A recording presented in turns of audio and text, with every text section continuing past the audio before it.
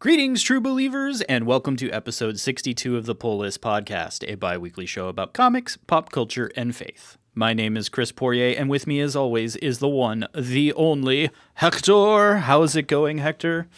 Oh, just out here being the DJ Khaled of the nerdy geek world. And another one. And another one.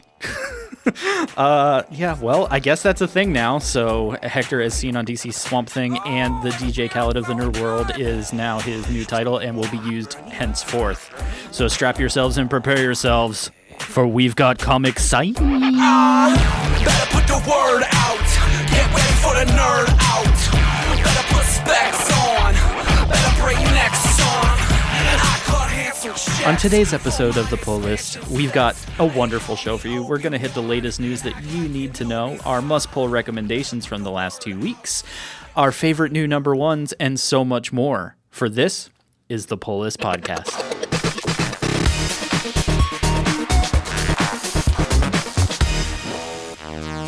So, Hector, as we wander into the newsroom, I have exciting news, as I am now not wandering into my closet, but our space here at Columbus Got Game, our nonprofit that I'm running here in Columbus. So I feel like Is it's that official. one of those skill arcades where people gamble? What? Maybe? Those no. seedy things that look like neon gas stations where people go and play slot machines. Right. Is that Actually, what that is? we do have those here, and no. That's a firm no, but it is slightly larger than a closet.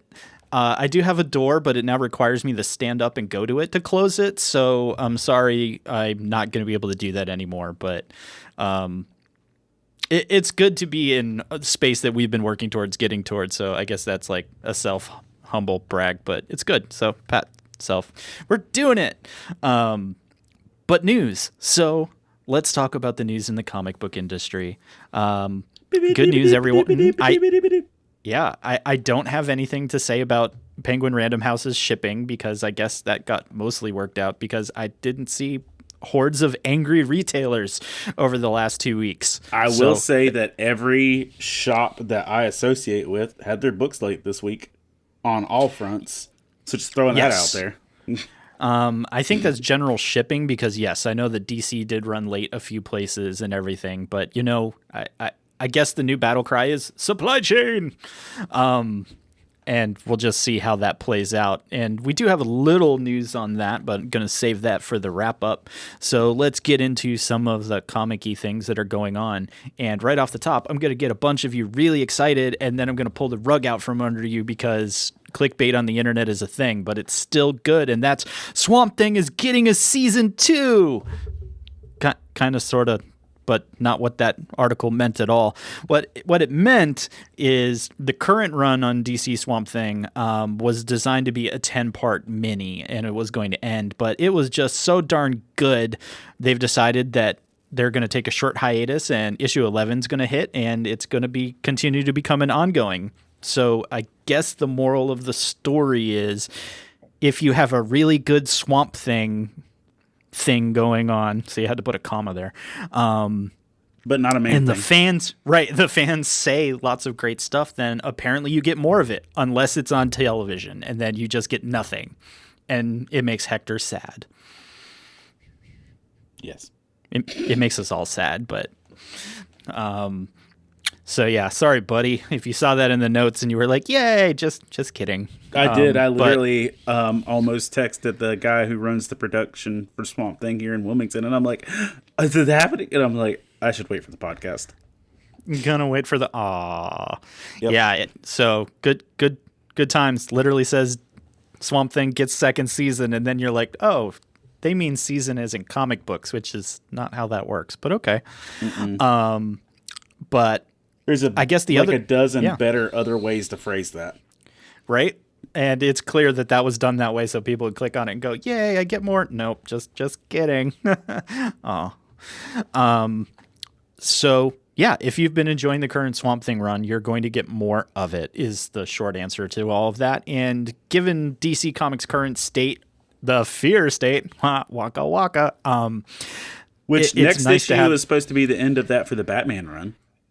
Oh, thank goodness. What? Sorry. Like, I'm pretty sure I read Batman last night, and the end of it said to be concluded.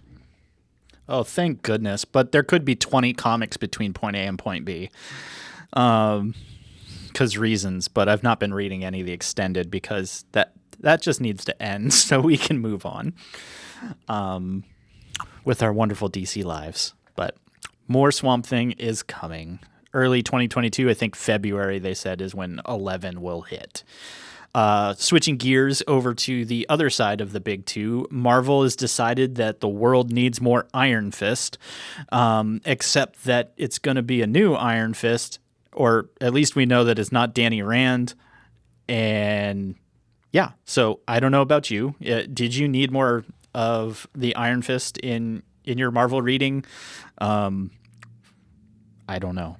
I don't know that I needed more Iron Fist in my Marvel reading. I felt like I needed more Iron Fist in like live action. I felt like Shang-Chi showed me very well what Iron Fist could be. Yeah. And it made me actually want a solid Iron Fist. Now, I don't know if you saw as well, but one of the co-creators of the character of Iron Fist actually liked the Netflix version and stood by the casting. Sure. I mean, I was probably one of the few people that didn't dislike the casting or how it went. That, yeah, I get it. The first season was slow in general, but I felt like the second season they started to figure out what they needed to know. We were getting the Daughters of the Dragon storyline and everything else. Is like, yeah, I want more of this. I'm okay with this. This is good. So now that, everybody's contracts from the Netflix era is starting to, lapse, and Disney Plus and MCU proper can start to consider their new realities, maybe we see something, maybe we don't. It's hard to say. But either way, more Iron Fist is coming for reading, and maybe that the Disney machine and the MCU / the Marvel machine is not stupid. They generally do things side by side on purpose, which means sometimes you can read into the tea leaves of publishing schedules, even if we haven't seen potential digital content or something else. So who knows? And this gives them an option potentially to recast, I suppose. If it's not Danny Rand, it's another person, then they can go a different direction if they choose to. So question mark? Hawkeye has been Daredevil, so why not? I mean, here we are. Actually, my one thought was that I want to see Shang-Chi also be the Iron Fist, was my desire. I want him to have the rings and the Iron Fist. That's what I want. I mean, that's another one of those, in theory, he could be. Yeah. He could do the thing. So hold on to your hats, folks. I guess Flying Fists and Iron Fury and all of that good stuff is coming. But we get to wait till February because, as we've talked about in other shows, welcome to the part of the year where the comic book industry tends to go slightly dormant until early of the following first quarter, and then just dumps a bunch of new stuff leading up to their big summer events and all that good stuff. So we'll see what sticks, we'll see what continues, and keep talking about all that cool stuff. Switching gears kind of slightly into the industry and stuff going on industry side, a few things of note kind of happened over the last couple weeks. And one of those is, if you didn't see it, buried kind of in the news, was that they're associated with Image Comics, but technically it's an independent organization, the Comic Book Workers United Union, that, yes, a group of publishing side creatives and others have decided to unionize, and Image is like, cool, we down. And it seems random. Probably a bunch of people are like, okay, fine, whatever. Artists, you love your unions. But this is kind of actually a pretty big deal for an industry that, unfortunately, creatives and people involved in the publishing side and the creative process are probably the ones that have gotten the short end of the stick the most. So lots of people had lots of stuff to say, some supportive, some not so supportive, but there is this movement just kind of in general, as we've seen over the last 3 months or so across the country, of folks looking for better wages, better work conditions, etc. And that was not isolated to outside the comic industry. So there's not a lot about what's going on except that this organization exists, that Image seems to be supportive of their existence, and it truly is providing a voice to a cross-section of creatives that kind of had to fight their own fights for a very long time. So I think it's going to be interesting to see how that plays out, what that truly means for publisher side, what that means for creatives going forward. I don't know, but it's certainly a new concept to an industry that is, 80 plus years old and hasn't really had any way for individual creatives or even folks in editorial to have any type of, voice really beyond themselves kind of shouting into a dark hole of publishers with money being like, cool, do you want your thing done or not? So having lots of friends that are in the creative space, I'm kind of hopeful this might create some standards that mean better page rates for creatives that deserve it. And that's like most of them, honestly. And royalties that mean that comic book artists don't have 2 or 3 jobs just to be able to produce their content. The comic book industry is really fascinating when it gets into that stuff. And I know you know a lot of folks too, Hector, and you see a lot of them at shows that this is the thing that comes up from time to time of, we've had friends for years that had, their day job and like had their Marvel comic, and it's like, what? You're writing for a big 2, but no health insurance, et cetera, et cetera.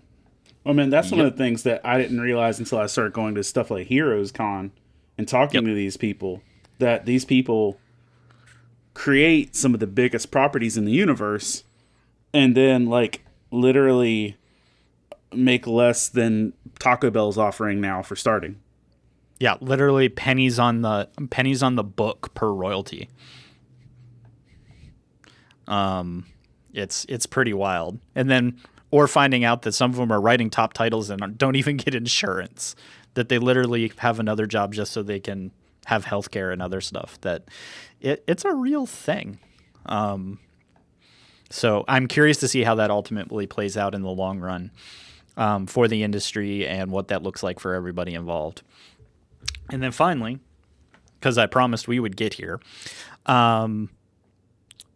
the article that I've linked in the notes for everyone once you guys get the notes for this episode was DC, but DC and Marvel both have let a lot of their fall-winter schedule slip into next quarter, into early next year. That if there are books that you were like, hey, wasn't that cool thing supposed to come out this week? You're right, it was, and it didn't. That because of what's being cited as the current paper shortages, which we mentioned a few episodes ago, are impacting publishing schedules now, that they're deciding what to publish and what not to publish or push later into the schedules, which is wild. So good luck finding bags and boards, and some of the stuff that you're looking for. Yeah, it was supposed to come out, but it's now going to be either late December or January, February now for a lot of books. And another thing that wasn't mentioned in this particular article, but has kind of been brought into it for the printer issues, paper shortages, and just supply chain in general, is both DC and Marvel were scheduled late this year to finally drop a bunch of omnibuses of historical stuff. So, those big paperweight books that, Hector and I love to recommend because you can just pick up literally this giant thing and crush an entire arc or story. I have 14 of them on the shelf beside me right now. Right. So both DC and Marvel have been promising some of their deeper catalog for years now. That's not an exaggeration. There's some parts of the catalog that retailers are like, print the book. We will sell it. We promise. Print the book. And they were supposed to fall this quarter, and because of this stuff, they're like, no. So, yeah. So if you've been keeping an eye on release dates on some things and you rolled into your store and were like, where is it? It was either late this week or, you're not getting it for the next couple months. That it's just what it is at the moment. So, when we see stuff in the news, it's not always just the rest of the world. Sometimes it filters into our little corner of the universe that is the comic book industry as well. So when you hear words like supply chain and all that good stuff, we're all going along for that journey together. So yeah, that's kind of the stuff that I had for the last couple of weeks. I don't know if you caught anything that you wanted to bring up or not. You catch anything that I missed? Not particularly. I'm sure the community will tell us that we missed everything because that's what they're there for. But we love you. So that's what you need to know. That's our biweekly look at the industry and delivering you all of that insider knowledge. And as always, like I just said, you could join in on that conversation with Hector and all of your other nerdy friends over there at Love Night Nerd on the Discord and on the Book of Faces. And I used the Discord for the LTN con. Hey, I did it. I did it. Hector did a thing. I did it, you guys. I did it. Aw. Yay. So we all clap for Hector. It's the little steps and things. And then I'll do it again next year. All right. Well, you can catch me in the Discord occasionally and both of us over the Facebook community. Tell us what you liked, what you hated, or probably what we missed this week. But it's a great time to be able to be together in community. And so that means we get to spend the rest of the show talking about those things that we love so dearly. Those comics that we covet, we head to the store for to place in our long boxes. Because God said no.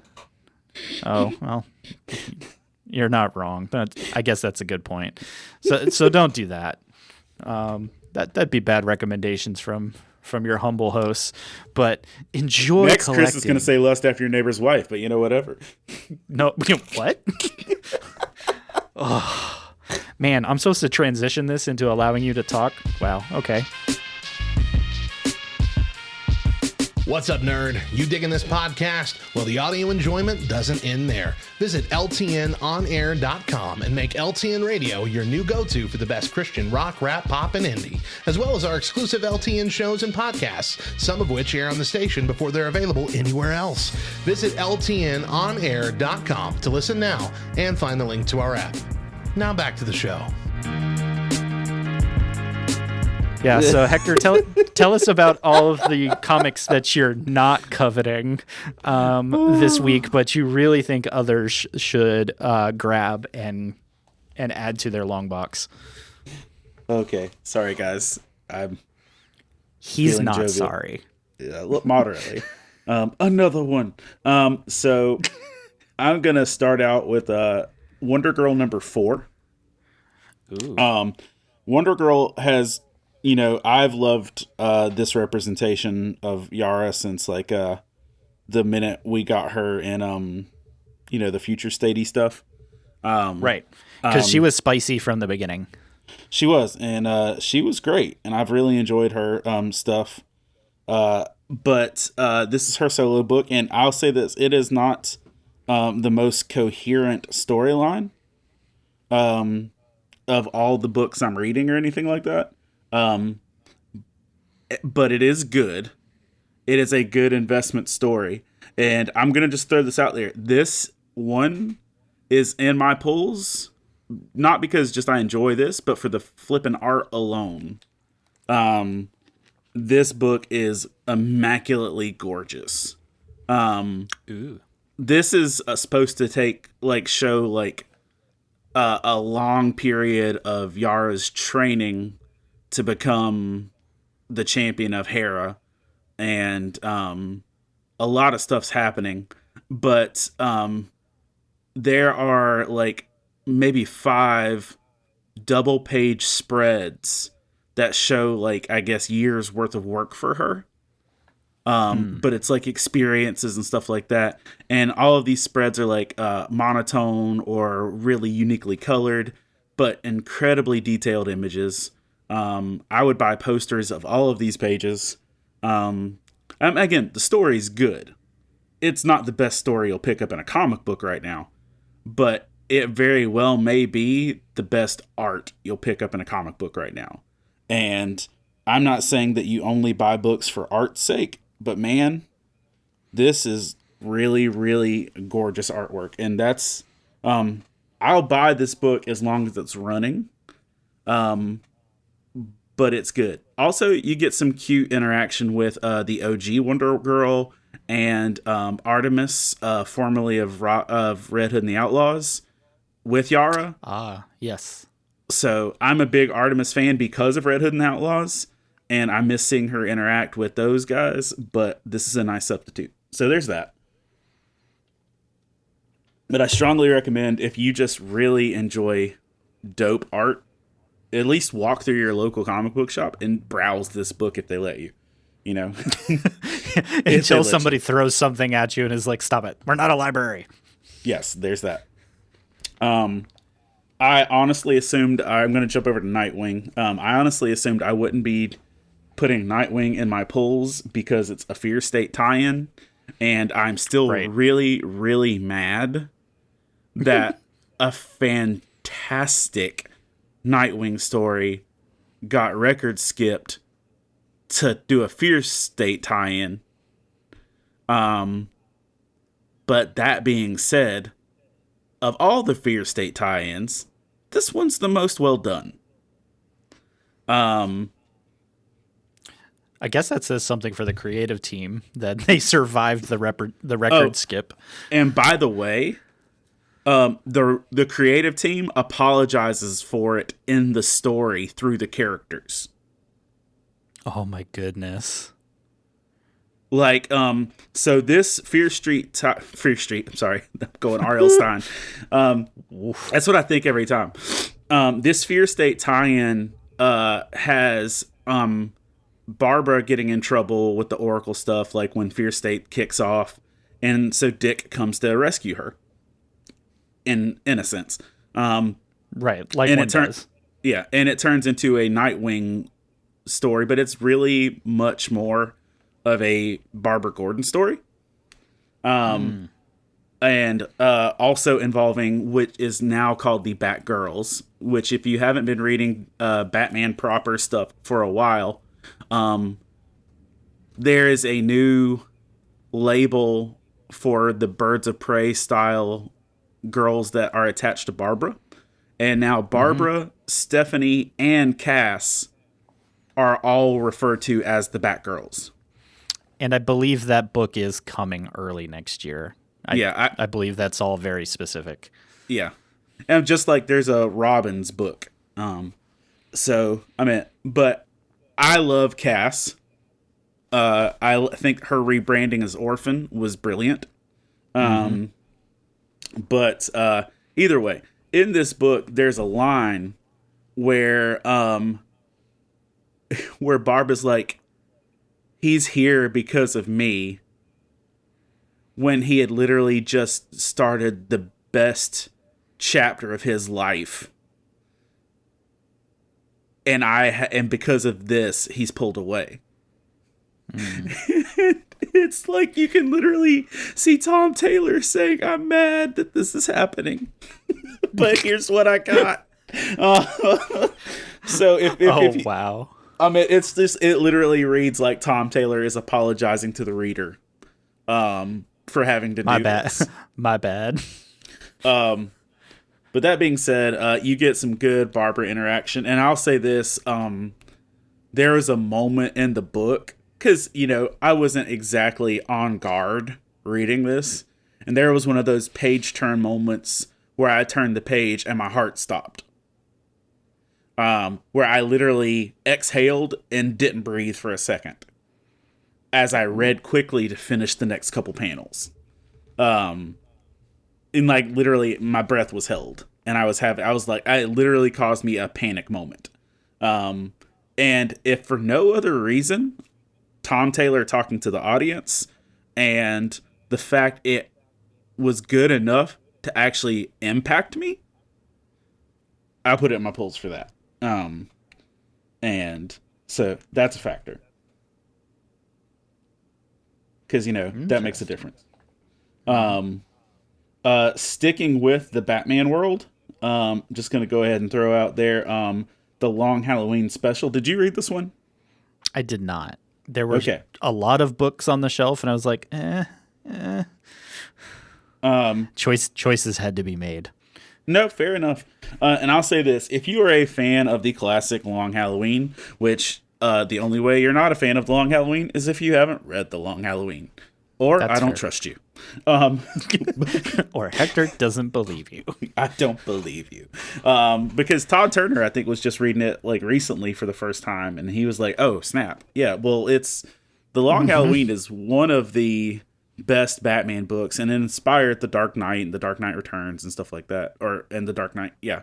Or not The Dark Knight Returns, The Dark Knight Rises. Lots of stuff went down. Yeah. There's a lot of good canon stuff in the book. So, basically, this book is a canon follow-up to The Long Halloween that doesn't feel forced or yucky. Ooh. Okay, It now is- I gotta go pick it up. It is Calendar Man's retribution to what was done to his name and reputation because of the events of The Long Halloween. It is Jim and Batman commiserating over the loss of Harvey.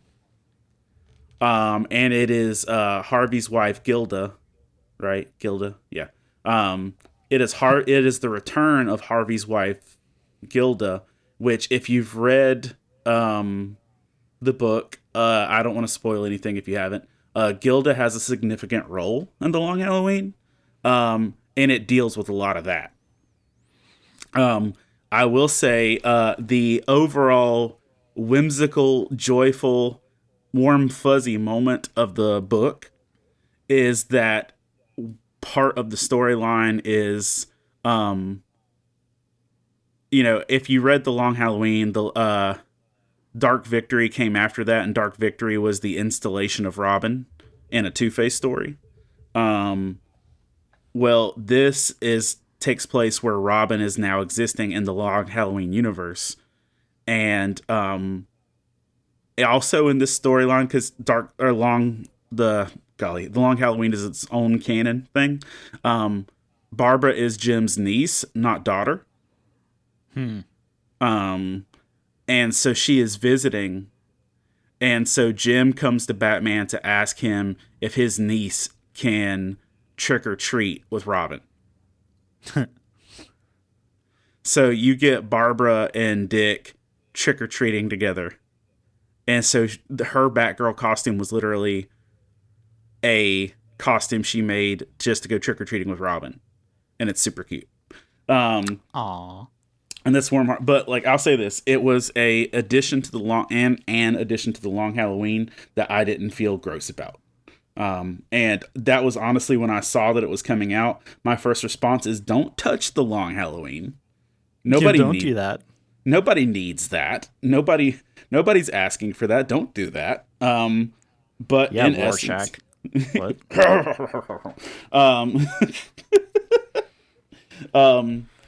but no, it was dope. It was genuinely a good book, and I enjoyed reading it. And then my last standard pull of the month is The Me You Love in the Dark #4, which is the next to last issue of this book. It is going to be concluded in issue 5. And we're 4 for 4 on Hector's recommendations of this book. So I think are we getting? I haven't picked it up yet, so I'm still not getting the point clearly, which means I have to read this now and tell you you're right next time. But yeah, it's the premise is an artist secludes herself in a spooky old house for inspiration and develops an increasingly intimate relationship with the ghost that haunts it. And we've officially crossed the line where it's no longer weird and awkwardly creepy. It's to the point where now the ghost has worked its way, or the monster, ghost, demon, I don't know what the crap it is. Every time they give us a clear shot of it, it's worse. But it's become to the place where they've developed a intimate romantic relationship, but it's turned into a creepy, uncomfortable, possessive relationship. Where it stops just looking about a fantastical tale, and being a pastor and working in counseling situations and living with abusive adults in my life and things like that, and people that are, narcissistic, and a lot of just, I've seen some dirt, y'all. And reading this genuinely made me uncomfortable. Not because of a monster or a ghost, but because this displayed some really accurate human emotions and situations of what it's like to be in a toxic relationship. Oof. To the point where that the artist who came there to find a muse and find freedom looks like someone who is suffering domestic violence or emotional badgering, or that she isn't free to actually live her life without being followed or whatever. And it just really turns into this ghost monster demon thing has possession over her, but not in a supernatural sense, in the sense that a toxic or abusive spouse or boyfriend would. And it genuinely went from giving me the heebie-jeebies on the spooky level to giving me the I'm really uncomfortable on the adult level. There's also a hint of the heebie-jeebies. just a hint. Just a hint. But man, I feel like Scotty Young is saying some personal stuff with this. And there's a moment towards the end of the book where it truly takes a turn to the supernatural and the horror and everything else. But I'm telling you, that wasn't as disturbing as just the relational aspects. So this is 4 issues of this, and I've felt perfectly satisfied recommending it every time. I still do. But man, this has not... I mean, if you go back and listen to the last episode where I talked about this book, I said this is about to get rough. And I was 100% right. And I don't know how this will end, but I don't think it'll be good. I mean, it'll be good in terms of good writing, good storytelling, sure. But I don't see this as being sunshine and bubbles. This honestly feels like an allegory tale for abusive relationships. The me, love, and the dark. Merry that's Christmas. Some stuff. Merry Christmas. Yee. Which I'm sad too, by the way, because we are, as you're going to talk about, like, I don't think the final issue of this book will be out in December. Or the last issue of this book, I think, drops December 1st. So we won't have a pull list after that until like February. Keep that in mind. Yes, our fall winter break approacheth, and we'll cover that towards the end of the show, just to remind you folks, but prepare you as well. So because we care. You'll probably hear me in February coming back to say this was dope or not or whatever. So yeah, go on. All right, let's see. All my books are spoopy or kind of drag downers, except for maybe one as well. So yeah, that's good. This is the feel good episode. So I have a lot of number ones, but there were some big number ones this week, and we're definitely going to get to those because Hector's like, yes. Because, I mean, looking at the Marvel shelf the last 2 weeks, with a lot of the X titles and everything else being out, there's not a lot being published by Marvel. So between reschedulings and everything, I was like, cool, I'm here. Stuff happened. This wasn't on my pulls, but I did enjoy Marauders 25. Carry on. Oh. There you go. Image had a couple new things out, but the one that kind of landed on my stuff as an interesting book is a book from Chip Zdarsky called Newburn, which is pretty much it's a police procedural. It's kind of noirish. It's literally about a retired cop that becomes a private investigator that appears to be working for at least one mafia family, if not 2 mafia families. So he's the fixer. And so far, the setup in number 1 is literally that he's the guy that can show up at a crime scene and be like, cool, got it. And then he walks away and the cops are like, well, what the crap was that? And then he like solves everything by the end of the issue kind of thing, and then sets up the longer running story. So, it it's interesting art. It's kind of cool. It's not heavy noir. It actually has lots of color in it, but it is very much like the grizzled veteran cop becomes private eye that works for the mafia story, and there's a market for that. And it's Chip Zdarsky, which has me sitting here going, this isn't what it looks like. Either Chip has just established that for me, or he's going to write up a straight up story and go, see, I can do that. So I don't hate it. If you're into that kind of thing, there's a lot of like noir and police procedural kind of like, it's very throwback because a lot of comics started here. In the crime story and the noir and crime thriller, that it was horror stories, and this were kind of where comics started. It was romance, crime, and stabby scary was where comics really started before the superhero crowd kind of came along, and there's kind of a throwback going on right now. So if you're into it or you want to be into it, Newburn was kind of a fun journey. I'll pick up more to see what happens, that if Chip's just telling a straight up story or if I'm going to get a crazy Chip Zdarsky, you just never know with Chip, and it's completely fair. He's in this book, just like he did in Crossover. He put himself towards the end of the book, and it's like, I see what you did, sort of, kind of. So yeah, speaking of the one book that's kind of the happy-ish story in my polls, Moon Knight number 4. Moon Knight is still delightfully Moon Knight. I did enjoy this one. Right? That after the last one, I was like, oh no, don't get super lost in this story of fighting the other fist of Khonshu and all that stuff. Let's not get lost here. He reunites with his good buddy from the West Coast Avengers, Tigra, because that happened. Yep, that happened. But it wasn't terrible CGI. It was quite good, and they solve kind of an intermittent mystery to kind of things going on. He's still seeing his therapist and dealing with all the wonderful stuff that comes with having multiple personalities and battling kind of the world in darkness and being the hand and, well, sorry, can't say hand, fist of Khonshu and owning the night and everything. So it was a filler, but I think it's a good filler to re-ground us in what the Moon Knight universe is supposed to be, or what it currently is, and more people are picking it up. Issue number 3 actually went to multiple reprintings, even though nothing happened in that book.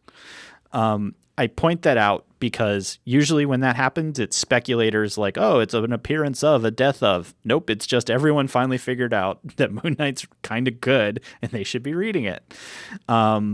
So good stuff. If you're into just... Yeah, go for it. I was just going to say, there was a lot of the storyline of this one was fixated around Moon Knight's finances. Yes. And that was a big plot point. But Moon Knight has some really good dialogue in that on that, like, nothing good has ever come from a wealthy priest. And I was like, ooh. Yeah. And he was like, all this money means nothing. It's about what I'm doing and the mission. There was a really good conversation because they're like, we're taking all your money. You're just a dude in a suit. And he's like, uh-huh. Yeah. Yup. And I'm going to post some of those screenshots in my Insta and stuff later. So, yeah, I thought that was pretty good because he's like, cool, do that thing. Let me know how it works out. And the guy's like, but you're supposed to care. And he's like, nope. Sorry, fam. Next book. Yes. Hellboy had 2 books come out over the last 2 weeks. Hellboy kind of comes out in minis now. It's either a single issue, 1s and 2s, but I think this is a 5-parter that just started. It's a 4 or a 5, and it's the Bones of Giants. And so BPRD, Hellboy, they're called in on this thing out on a frosty tundra, and they find this hammer that seems really familiar from lore, and nobody can seem to pick it up. Everyone's tried to pick up this hammer that no one knows anything about mysteriously. Also, lightning is involved. Right. Lightning struck the individual that was holding it at the time and crispy crittered him. And they're like, so everyone's like, cool. So you can't pick up the hammer, huh? And all of us are literally screaming internally at this point because it's the thing. It is. It's Thor's hammer. We're going to do Thor. And it is. And Hellboy walks over and picks it up and does you mean this?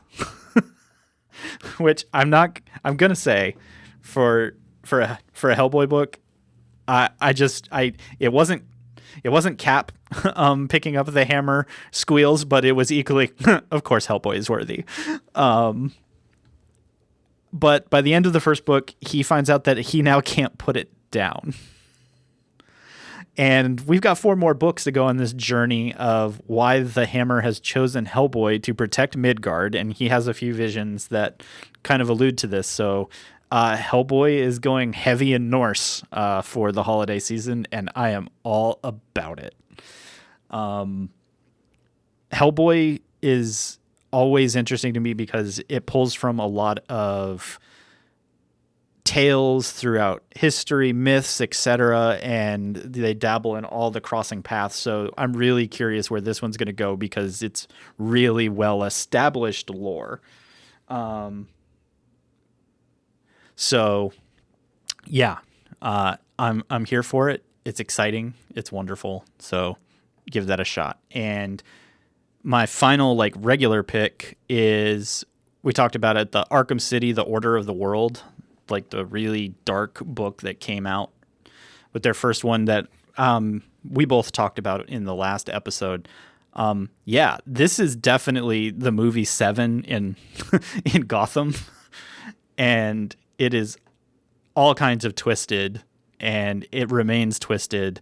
So if you're looking for that really dark, gritty, and not cartoony, this one is slightly unnerving. We're being introduced to characters we know and some we don't from Gotham's underworld, but wow, does this have a dark tone? And it's so different from the stuff that we're used to. So, I don't want to be negative, but I just want to say I wasn't impressed. Really? Yeah. I mean, I guess I expected it to be kind of interesting and all that, but so yeah.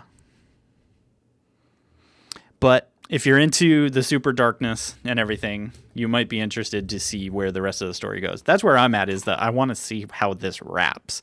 If it just becomes broody and dark and everything for another book, then you're probably right. That's probably where I'll lose interest.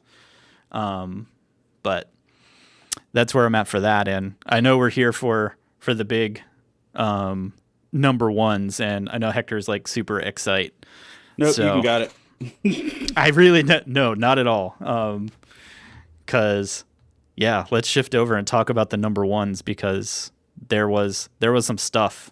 Tom King has just wrapped up his stuff on Strange and Rorschach and everything, and he seems to just be pulling from deep cut or from random parts of the DC universe. And the Human Target #1 landed with another Tom King tale of, we have a mystery to solve. And yeah, first of all, I'll talk about the art, and then I want you to talk about all the wonderfulness that is Human Target in general. But just picking this book up, I saw flair of Darwin Cook. And oh yes, it had strong Darwin Cook vibes. And we lost Darwin far too early in his career, but he's produced some amazing imagery of the Justice League and of just so many DC characters in general, that this book felt very Darwin Cook, and just made me kind of feel warm and fuzzy inside that we would see that stylization and that type of storytelling again, that people we're going to have to wait to see again if Tom King gets lost in his own storytelling world again, or if we get another Mr. Miracle out of this. But so far, it's setting up as a mystery, and kind of figuring and working backwards in how did we get here and why are we here and everything is just great. But Hector is like a giant fan of the Human Target, so I want Hector to kind of lay out some of that for folks of, well, who's the Human Target and why do I care? Tell the world, Hector. So Human Target is an old DC property, but beyond that, like, and this is one of those I enjoyed. It's rare that you hear me say a superhero show is better than a book in some ways or another. But Human Target was a dope show to me. It was a Fox show, but the basic concept is it's a spy type industry thing where you hire this guy, Chase. It is Chase, right? Chance. You hire this guy, Chance, to basically put himself in the line of danger for your sake. Usually that comes out in good stuff. Now, one of the cool things about this, about the series, the like TV series, which if you want to Netflix it or look for it or whatever else, and you like general action stuff, you won't be disappointed. But it was, they jumped on the train of Jackie Earl Haley existing, in the late 2000s, like around the time that the Watchmen movie was dropping, and beyond that, like when Jackie Earl Haley was also Freddy Krueger, like everybody was trying to like cast him and stuff, and he got to play basically a really cool psychopathic dude in Human Target, and he kind of made the show. There's also actors that are veteran actors from like Luther and Torchwood and a lot of other nerd stuff. So if you enjoy nerdy action stuff, Fox actually made a really good show with it.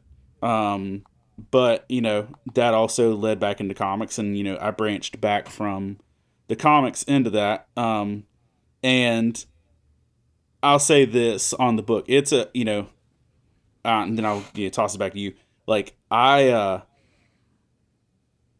this definitely feels more like a Tom King story than just the Human Target that I read in the books or saw on the show, and I'm not disappointed in it at all. But I will say that like it looks like, it just strongly feels like it's another Tom King superhero noir story. Yeah, it definitely has that vibe. Yeah. So what was cool for you about it?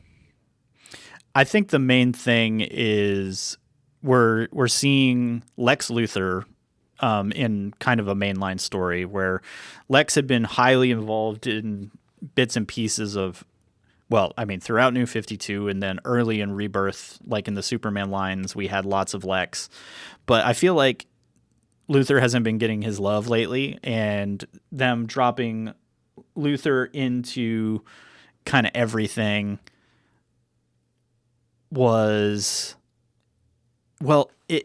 it felt like comics and real world clashing, because like the entire story is someone trying to kill Lex, and he's like giving like an Apple TED Talk kind of thing, like I've got the new solution to the world and I'm amazing, and some crazy dude tries to like kill him, and he's hired the Human Target to be him because that's what the Human Target does.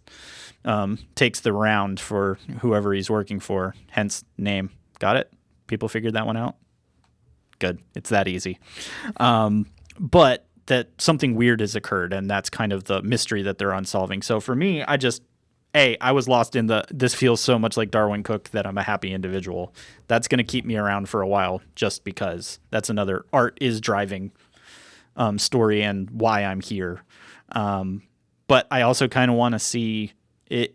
Is this a Lex really is the bad guy pulling like a double, triple, quadruple cross type thing, or is there more to it? And that's the story he sets up, and I won't give it away because it is kind of the story. It seems obviously Lex Luthor with a potential red herring in a different direction, but I get the feeling it probably isn't going to be what we think. And Tom King, when he does that, I feel does well. I I think Adam Strange was just a weird character. And the story was so complicated that he probably got lost telling the story in and of itself. So it's either going to be a repeat of we go 4 issues and go, wow, this is really good. And then the 5th one, we're like, what are we doing here? And then it gets to the point 10, 12 issues later. So I at least want to go for the ride for the art and see if it sticks in those lines. That's kind of where I'm at. I'll say this too, on the fact that it's Tom King, and Tom King has consistently added a lot of spiritual elements to his stuff, like from Vision on. He even had like Bible stuff when he did Grayson. But as I went back and checked out, one thing too I really enjoyed is that there's where a lot of Tom King stuff lately, from Batman to even Adam Strange, quoted a lot of scripture in a positive light. This is Chance, the main character, is very not receptive to biblical stuff, but it keeps being thrown at him. So like he opens a drawer and the gritty noir dialogue is there's a Bible and a pen in this drawer. I take what I need. And it's, he takes the pen and shuts the drawer. And then Dr. Midnight later is asking him if he would go to church with his family. And he's just like, goodbye. And it's just he's like, peace. And so there's a lot of those, like, where he had Batman, like, actually responding to the gospel, and Vision talking about a creator and all this stuff. He's got, like, Chance, like, bump this crap. You're right. So, I'm out. But either way, it's still in there in terms of a representation, even if it's not received. And so I'm enjoying that as well. Yeah, it'll be interesting to see how it plays out, because Tom has written a bunch of stories with those leanings, and everyone's like, oh, it's not there. And it's like, come on, man. We're on like the 7th story arc that Tom King has made very Christian overtures about characters. So I am kind of curious. Maybe we see a full redemption in one of his characters, and it'll be fascinating to see if he does, because this would be an interesting place to do it. But I see that you had another book that you enjoyed as well. So hit us with I'll say this. What you got. I picked up almost every book that is in Chris's pulls. So myself, and I would have recommended some of them as well. I would have recommended Hellboy and Moon Knight. I probably wouldn't have recommended Newburn, just because I didn't love the vibe, and I'd gotten enough noir with what we just talked about. Human Target. But I'll say the other one, I picked up Dark Knight of Steel #1, or Dark Knights of Steel, or whatever it's called. But Marvel or DC in the Dark Ages, not Dark Ages, Medieval Times. Yeah, I picked that up. Did you read that? I didn't. That's another one that I was like, yeah, Hector's going to read that. And you did. Yay. So here's what I'll say with this. This is a alternative timeline type situation where when Krypton is blowing up, they send, the rocket to Earth, but instead of it landing, when it did and how it did, Kal-El hadn't been born yet. So Jor-El and his mom, his pregnant mom, Cal's pregnant mom, I can't remember her name, actually were in the rocket together. So Superman's parents arrived on Earth and immediately gave birth to Clark. Oh, interesting. But the other coin flip is they landed on Earth in medieval times. Okay. So, knights, armor, the whole deal. So we're getting a DC world that begins in medieval times with the characters you sort of know but don't know. Like, Bruce is the knight that protects the royal family, even though the royal family doesn't need a protector, per se. Oliver Queen is exactly who he would be. in a medieval story. He's freaking Robin Hood. And of course he is. And like Black Canary is labeled a witch, and anybody that has any type of magic is locked up and bound in the dungeon or whatever, and that's Bruce's main job. And Harley's, you guessed it, the court jester. And but it wasn't disappointing. It wasn't 100%. Oh, I know 100% where this is going.